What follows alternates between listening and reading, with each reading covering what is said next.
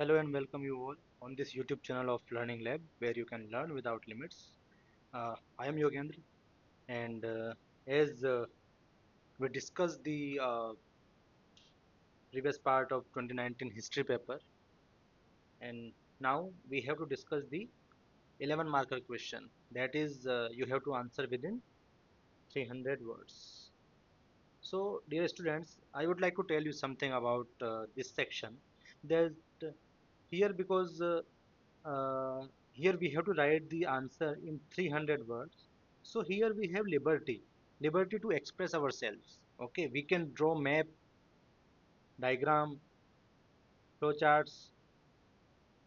Okay, so that it all these components enrich your answer. So without wasting our time, let's begin our today's discussion. And we have to start from question number 3.2 because in question number 3.1 it asks from world history, and now world history is not a part of your syllabus, so better do not waste our time on that section and better to start from question number 3.2. Sorry, I forgot to mention here that this is question number 3.2.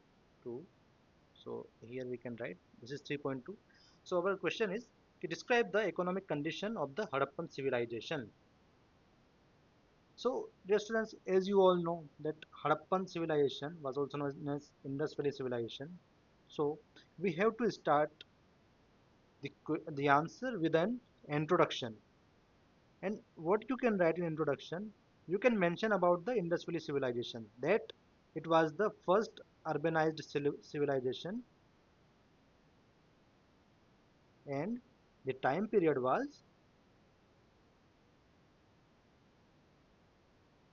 the mature phase. If we talk about the mature phase of Harappan civilization, then the time period was 2600 BC to 1900 BC. So that was your time period. Now,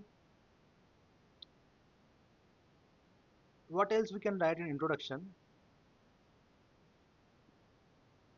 That the economic condition of Harappan civilization was characterized by complex, diversified, and well organized system that supported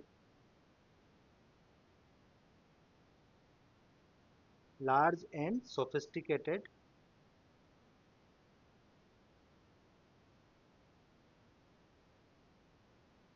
urban centers. So you have to mention these things in your introduction, and you can add the data here also so that it makes your introduction a little bit catchy. Okay. Now come to the body part. Dear students, remember one thing, that I am writing here body intro. You don't have to write in your main exam. Okay. This is just for your understanding purpose. So here in your body, what you can write, just you have to start from the key features. So just mention here some key features of Indus Valley civilization. So the first point is you have to mention about agriculture, because you all know it was agriculture is the basis of all the development. And within agriculture you can draw a little bit a small diagram of this type of diagram where you can mention some points like foundation of economy.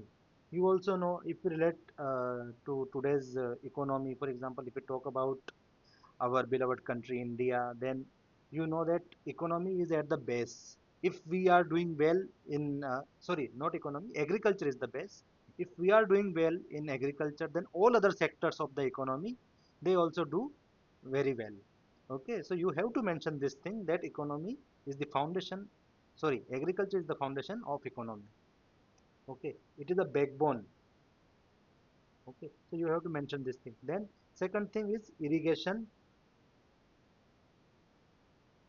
and surplus production. So student, here remember one thing, that Indus Valley Civilization, the geographical location of Indus Valley Civilization, you all know that it, the most of the area uh, was in the riverine zone of Indus Valley system, of Indus River system. Okay, so here what you can do, you just draw a map, okay, map of India, and mention the Indus Valley Civilization part. Here is your Indus Valley, so that it gives a uh, attractive look to your answer.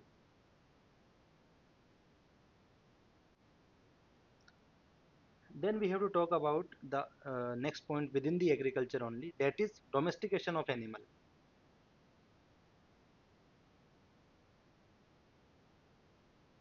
As you all know that many animals they reared like cattle, sheep, bull, okay, and there was at some extent there was a they used horse also, but historians are not convinced that horse had been found there. So better to avoid horse, though it was there, but still we have to play safe. So just focus upon all these animals only. Okay, so you have to mention about these points. Then second point, what you can write in your second subheading, you just mention craft and industries. If we talk about craft and industries, then you have to start with pottery. As you all know that Harappan civilization or the pottery was very well flourished during that time. So just mention about that pottery. Then second is your bead making industry. Bead making industry. So you all know that Harappans were expert in bead making, and bead were made up by jasper, carnelian, okay, agate, etc. तो ये कुछ वो कीमती पत्थर हुआ करते थे जिनकी सहायता से बीड्स बनाए जाते थे. Then third point could be your textile. You can mention that Harappan they were very well aware about textile, and at that time cotton production was there.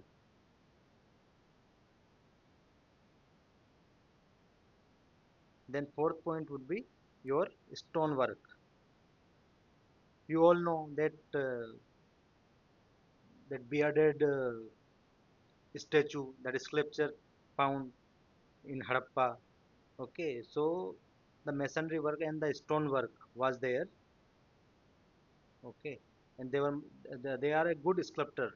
Harappans were good sculptor actually. Okay, so for example, the statues, seals, all are part of your stonework. Apart from that, if we talk about the third point, then it could be your trade and commerce.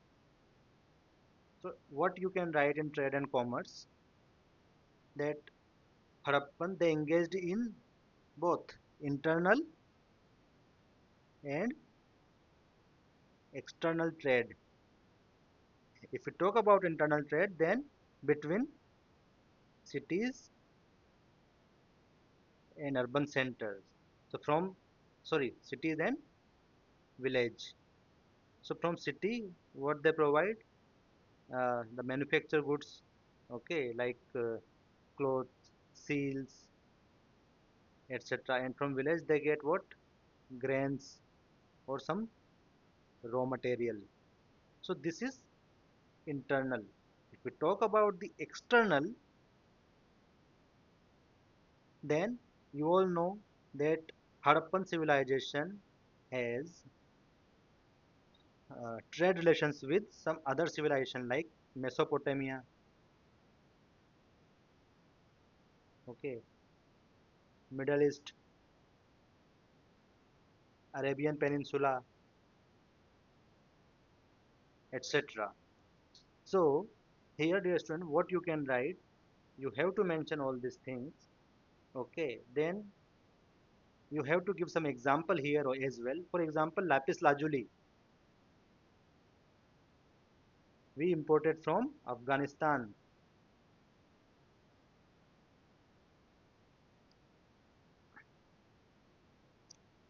Then if we talk about export and import in this point only, trade and commerce, so what were the main exports? So main exports were at that time cotton clothes,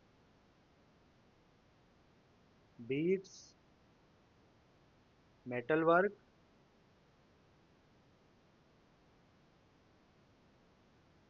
cereals, etc. And main import were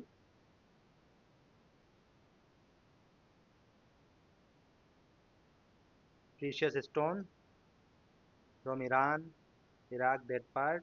Then lapis lazuli from Afghanistan. So you have to mention this thing. Okay. Then here in trade and commerce, after mentioning all these things, your fourth point is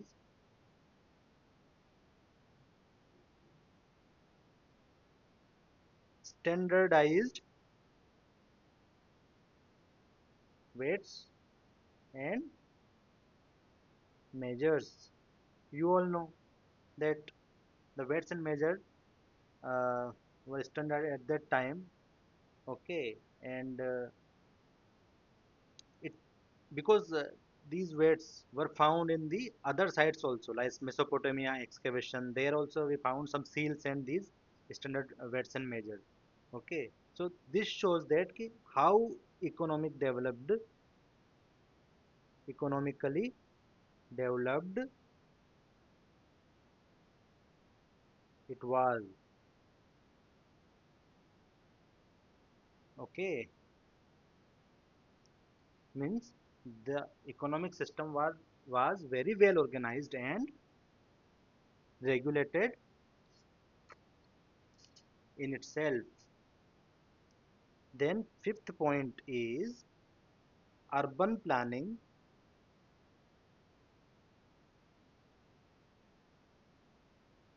and infrastructure. You all know that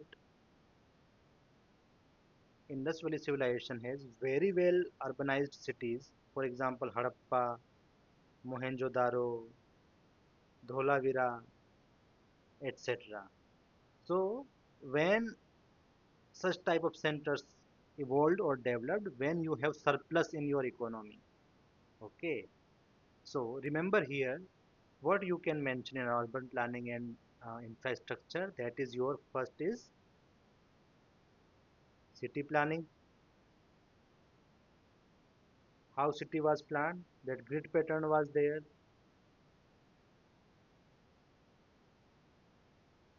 आज पता नहीं क्या हो रहा है, मैं double D हर जगह लिख रहा हूँ.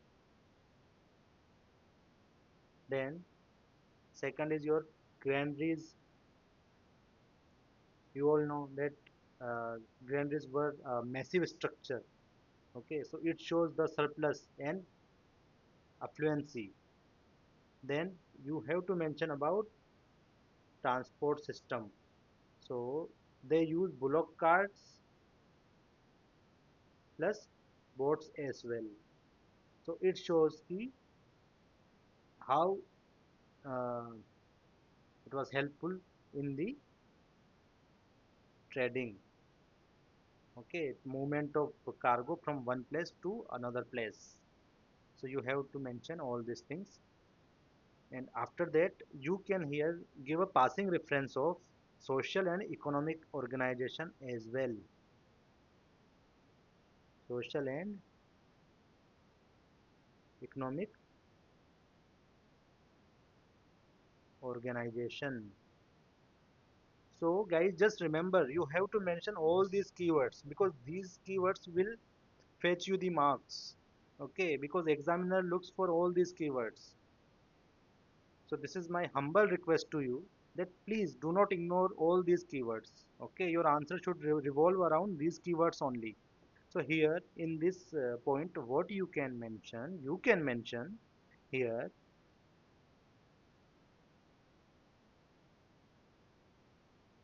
number one, division of labor. So division of labor, you all know that the urban city was divided into citadel and lower town. Here citadel, lower town. Here labor class lives. Here ruling class lives. Okay, so it shows that division of labor was there because the economic system was very well flourished at that time, very well developed and organized. It means there must be some division of labor between the people. So it reflects the economic efficiency of that time. And if economic efficiency was there, then definitely growth was there. And how it reflects, it reflect in the art and architecture and the seal, okay, the jewelry, bead making industry, all these things. Then second point is urban rural interaction. Definitely rural area provide raw material and urban area provide finished material to the rural area. In this way the whole civilization flourished together. So these are some important points.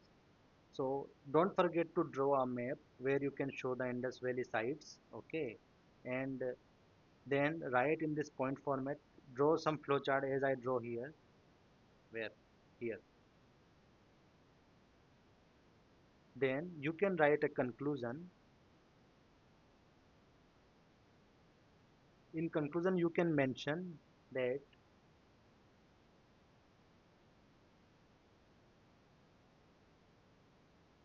Indus Valley Civilization has definitely a well organized and flourished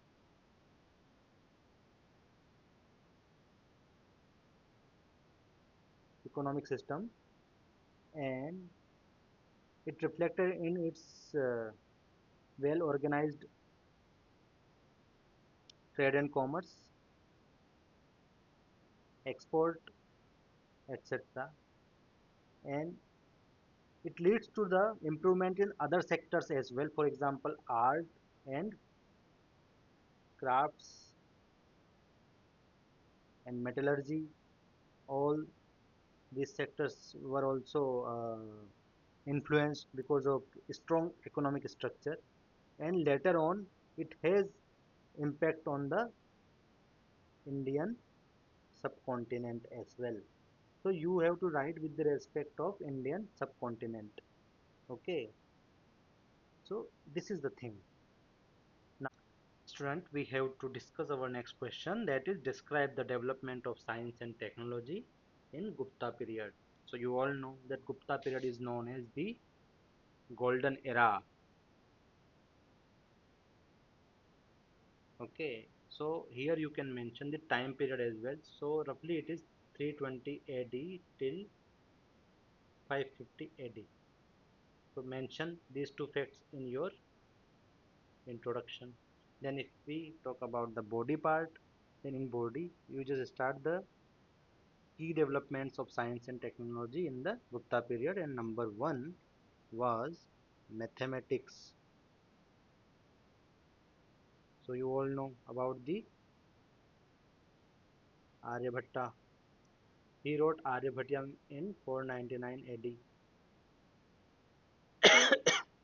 So here he gave the concept of zero, decimal system, and he talk about astronomy as well. So what you can do, you just mention the second point as astronomy, and you can mention the heliocentric view. What it means Earth. This is Sun. This is Earth.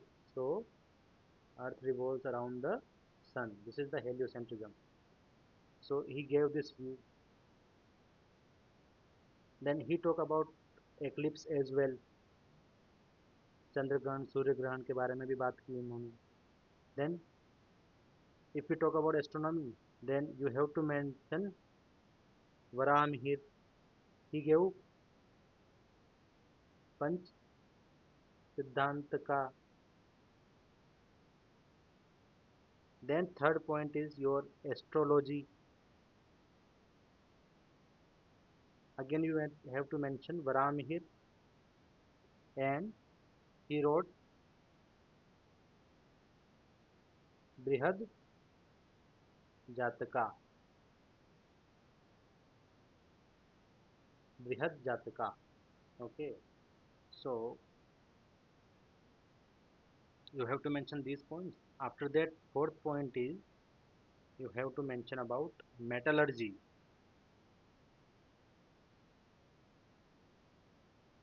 And the famous example is the iron pillar of Delhi. So आप जानते हैं कितने साल हो गए, मतलब almost I think 18 to 1900 years, लेकिन अभी भी वो वैसा का वैसा ही खड़ा हुआ है ना. So this was the beauty of metallurgy of that time. Then fifth point you can mention about chemistry and alchemy. So if you heard about Nagarjuna, who was the Nagarjuna? Nagarjuna was a Mahayanist, means he belonged to Mahayana sect of Buddhism. So Nagarjuna, what he did? He was an expert in chemistry. He made red mercury sulfide, जिसको बोलते हैं मकर ध्वज, मकर ध्वजा. ठीक है, तो इसकी इन्होंने खोज की थी. सिमिलरली और भी बहुत सारे काम किए थे. तो just you have to mention about Nagarjuna. Then you have to mention about medicine. So in medicine, do not mention Charak and Shushruth because they were before the Guptas. But though their work compiled during, मतलब उसको refined form में present किया गया, तो एक passing reference आप दे सकते हैं. But the main uh, person was there, Vagbhat. He was the last in this trio. Okay, and I think he wrote Vagbhat Sanhita, if I am not wrong. You have to tell me in the comment box that what was the name of his book. Okay, so you just mention about what Vagbhat. Then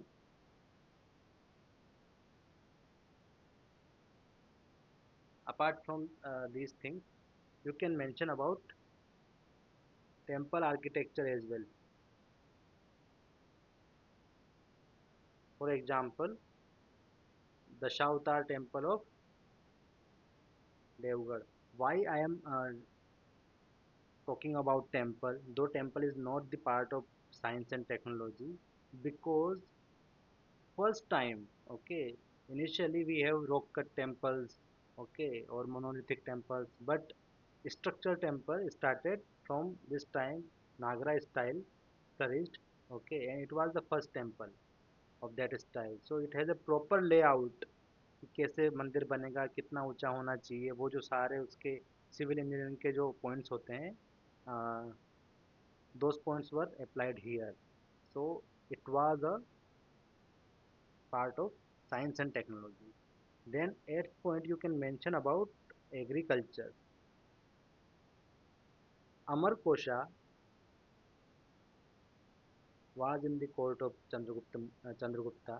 So Amar Kosha he mentioned about 12 types of land like Urvara, Usara, Banjar, etc.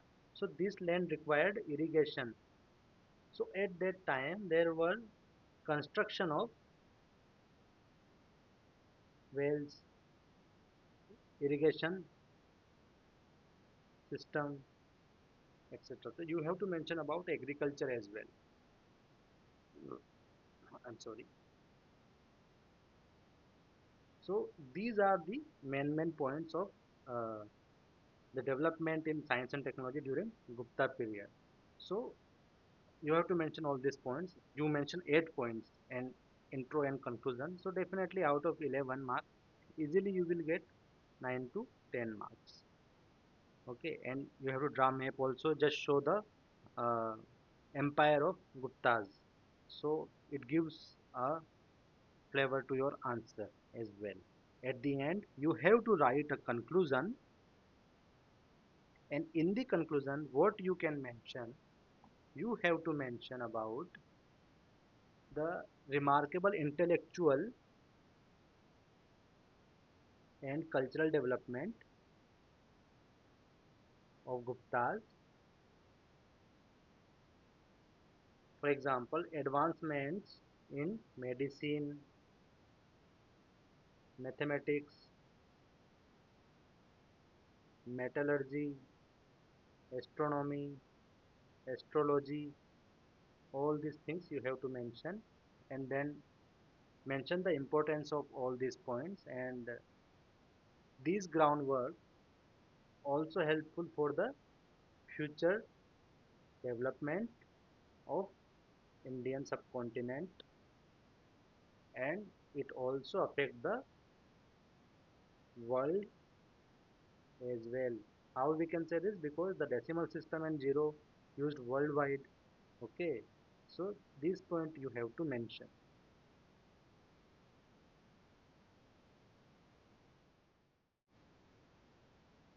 So now our next question is evaluate the achievements of the Chandel ruler Vidyadhara. So guys, this is the we have to write in 300 words, and the problem is that even I researched a lot about Vidyadhara, but I couldn't found much detail about it. The only thing which I found on internet or in some books, that is his military achievements, then architectural marvel like he oversaw the construction of famous Kandariya Mahadev Mandir of Khajuraho, and then patronage regarding the Kalinjar fort, and his dispute with the Parmar King Bhoja. So that, but we have to write something. So I can give you some details here. So in introduction, what we can write, we can give the time period. So the Vidyadhara's time period was 1003 1003 AD to 1035 AD.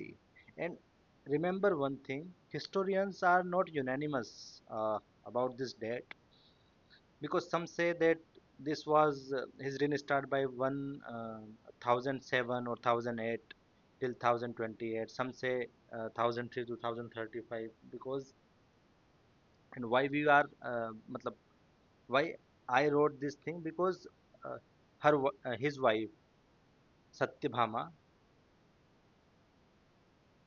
so one of his inscription found actually, wait, I have to search and I'll tell you where. Yes, so his inscription found in 1004 AD. So suppose that if inscription is founding in 1004, then his reign must start before this year only, na? So that's why we took this date. So you can mention in your introduction this date. Then you can mention that he was a Chandel ruler of Jejak Bhukti, and you all know that Jejak Bhukti is present day Bundelkhand. and you have to mention about his military achievements. So in military achievements, we have to mention the first point is the struggle with Ghaznavid Empire. Who was the ruler of Ghaznavid Empire? It was Mahmud of Ghazni. Okay, so he fought against Ghazni, and remember one fact also that you know about the Anandpala. Okay, that Pratihar ruler, he submitted before Ghazni, so Vidyadhara killed that person also. Okay, so especially during 1023 AD, the battle of Kalinjar, where both these army fought, and it, historian said that Vidyadhara won that battle.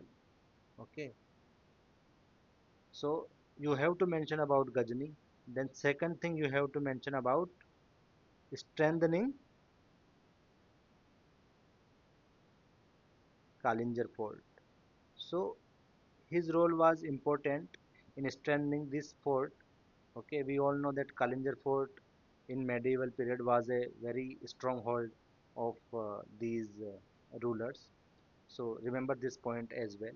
Then third point you can write that dispute with Parmara ruler of Malwa. So it is said that Vidyadhara fought with Bhoja. You all know Bhoja was a great ruler of Malwa. So, and in that battle, Vidyadhara won. Okay. So these 3 points you should remember in his military achievements. And how we know about this Bhojawala thing? That Kachapghat dynasty, you must heard about Kachapghat. So Kachapghat were feudatories of Vidyadhara earlier. So they wrote about this thing. Okay. So that's why I am saying ki there was a battle between Bhoja and Vidyadhara. Now second point is his art and architecture, his patronage towards architecture. So he oversaw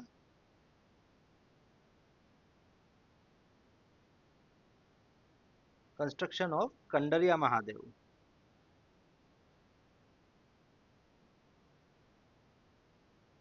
temple. And if I am not wrong, then the date, the period was 1025 से लेकर 1050 AD, I think. Okay. So this Kandariya Mahadev temple belonged to his family deity Lord Shiva. So remember this point as well. Then, as you all know that all these rulers at that time they have they patronize art and artist also. So you can write about one line about the art as well. Then third point is cultural development. Though that period was very uh, turbulent and tumultuous, so but still he tried to maintain some cultural development by patronizing various religion. For example, if you see the Khajuraho group of monuments or temples, then there are some Jaina temple as well, along with your Hindu temples. So you can say that he patronized other religion also, means he has tolerant policy towards other religion. So remember this fact. So these are the 3 points which you have to elaborate. So I suggest ki better, because we have choice in this question, that either we can attempt this Vidyadhara wala question, or we can attempt Quit India Movement wala question. So I would like to suggest to you that better to attempt that this question. Okay, Quit India Movement, because you have more point here. You can elaborate, you can describe very well, you can analyze all the points here, and chances to get higher marks here compared to Vidyadhara wala question. But as it is our duty to or our responsibility to complete the paper, so just sake of completion, I covered that Vidyadhar wala question only.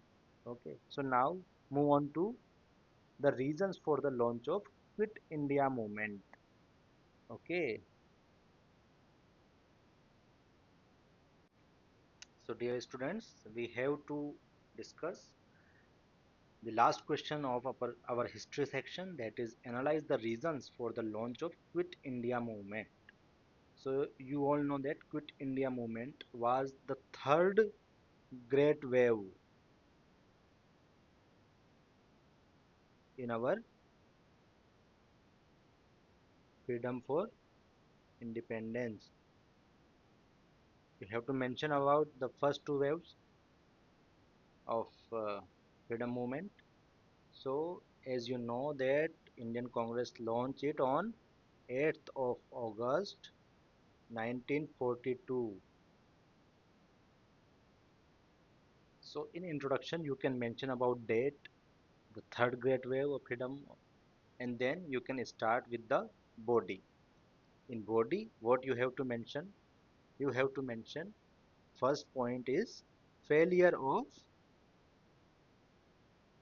Cripps mission. Cripps mission, you all know Sir Stafford Cripps was the head of this mission, and they came to India to get the support of India into World War II, because they have pressure from allied countries like USA. That's why they came here. And his main proposal was that after the war, they provided us dominion status and constitute a constitution assembly.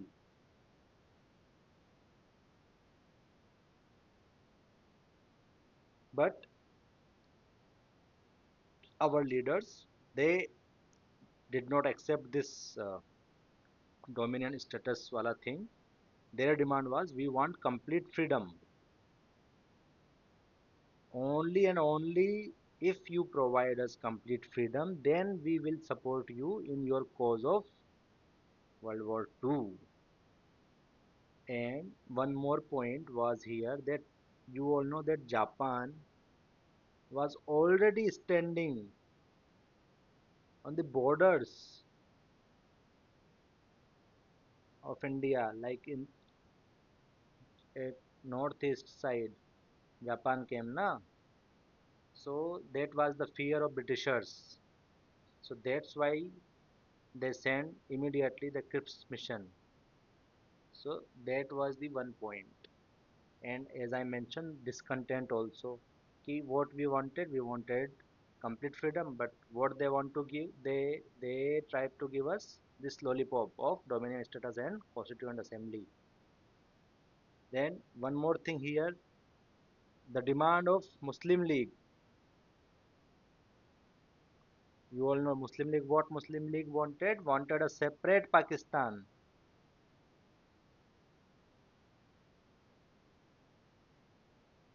So obviously we do not want this thing. So that was the other reason. Then second point is impact of World War II. You all know war has a heavy cost on humanity in many sense. So here obviously economy was involved. So first point is economic strain, because most of the resources are shifted towards fulfilling the means requirement of war, like cereals, grain, rice. And you all know during 1943 there was a great Bengal famine where many people died, millions of people. So people have discontent regarding British rule. So that was also इसने क्या किया कि वो आग में घी डालने का काम किया, है ना. सो इकोनॉमिक स्ट्रेंथ, इसकी वजह से क्या हुआ कि टैक्सेशन उन्होंने बढ़ा दिया. दे इंक्रीज द टैक्सेस, और इसकी वजह से एक विशियस साइकिल डेवलप हो गई, है ना. वैसे ही इकोनॉमी जो थी वो ठप पड़ी हुई थी, और इन टैक्सेशन बढ़ाया, उससे क्या हुआ, इन्फ्लेशन वगैरह जो है वो ऑलरेडी था, और ये इन सब का इफेक्ट क्या हुआ कि इकोनॉमी डगमगा गई. और फाइनली क्या हुआ कि जो इसेंशियल गुड्स थे लाइक फूड, उन सब की क्या हो गई, कमी हो गई. Third point is nationalist sentiment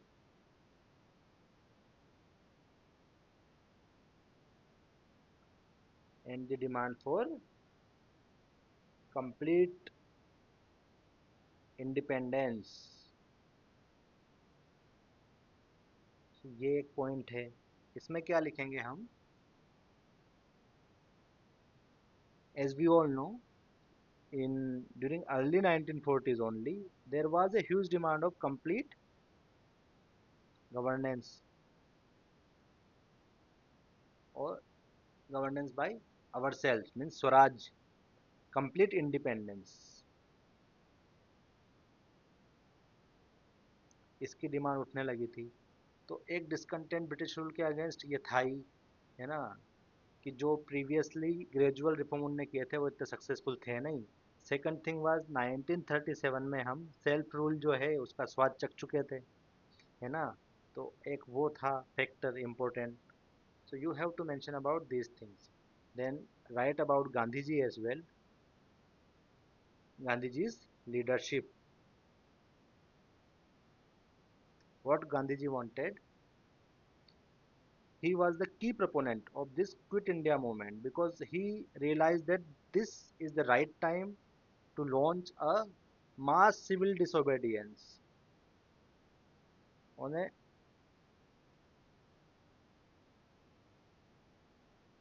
So that was also a point. Then you can mention the fourth point is failure of constitutional reform.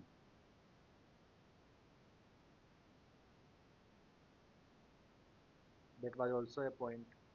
Like in 1935 of Government of India Act, Britishers ने हम लोगों को, मतलब Indians को, self rule और self governance की permission नहीं दी थी.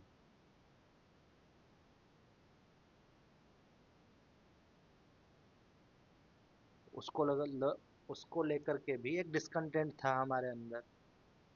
Then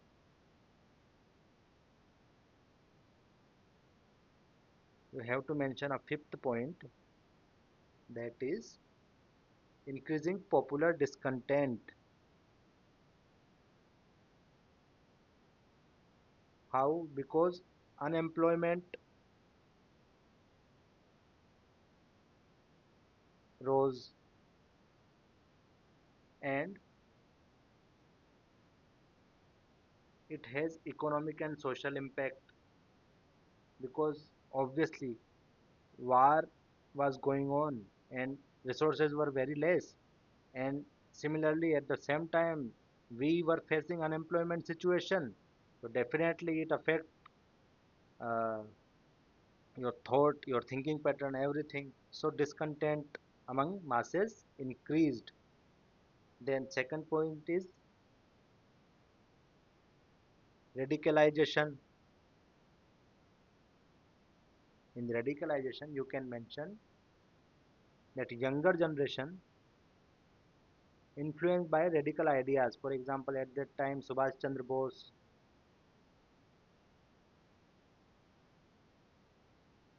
he gave the slogan तुम मुझे खून दो मैं तुम्हें आज़ादी दूंगा. Okay, and he started building that Indian National Army INA and many other events also. Then in sixth point you can mention about international context. In international context you can write that war against colonialism. Many countries in Africa, South America, they were fighting against Britishers or other colonizers like uh, Italian, German, all these colonizers. So, and they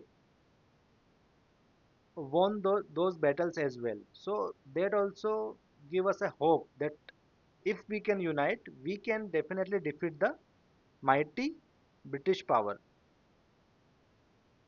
So that was the one thing. So these are the points which you have to mention in your answer, okay, and elaborate them as we discussed. Then you have to write a fair conclusion. In conclusion, you can mention that the August Kranti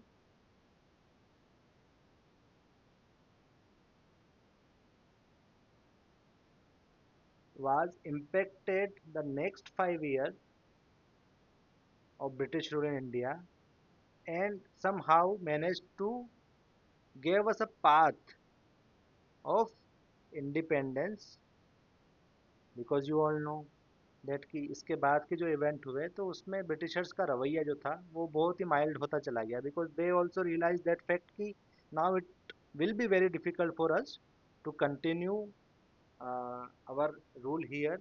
So they also started winding up from India. Okay, so you can write all these points here in conclusion that August Kranti movement or Quit India movement was more a rejection of British rule than a traditional satyagraha and also influenced the unprecedented and tumultuous events for the next 5 years in Indian history till 1947. So, in this way, you can sum up your question. So, dear students, this is the completion of your history part of 2019 mains. Now, we will discuss in our upcoming videos 2020 history. So, here I am trying to covering till 2023 history PYQs. So you can revise while watching all these videos. Better it will be very useful for you to revise from here because here we gave some extra points as well, which you cannot find in any other source. So you can watch all these videos. Apart from that, as Hema ma'am is conducting sessions and providing lectures on GS3 topics like statistics, yoga, environment. So watch all those videos as well and we will meet in our next video. Till that time, work hard and stay curious and keep learning. Okay? Jai Hind.